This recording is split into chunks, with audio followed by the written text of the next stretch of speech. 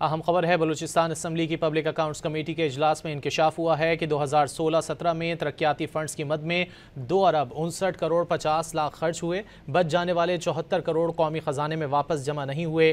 مزید جانیں گے ڈان نیوز کے نمائندے عبداللہ زہری سے۔ عبداللہ، مزید کیا معلوم ہو سکا؟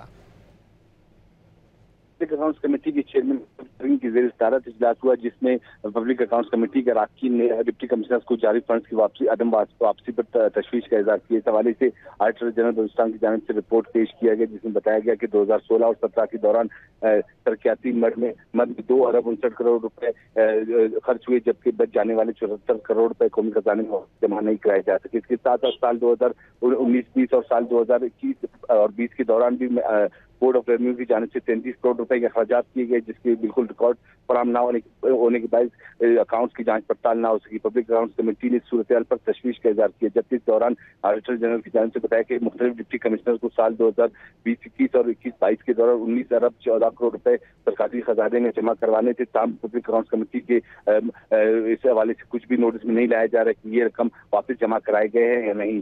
جی عبداللہ زہری، بہت شکریہ ان تفصیلات کے لیے۔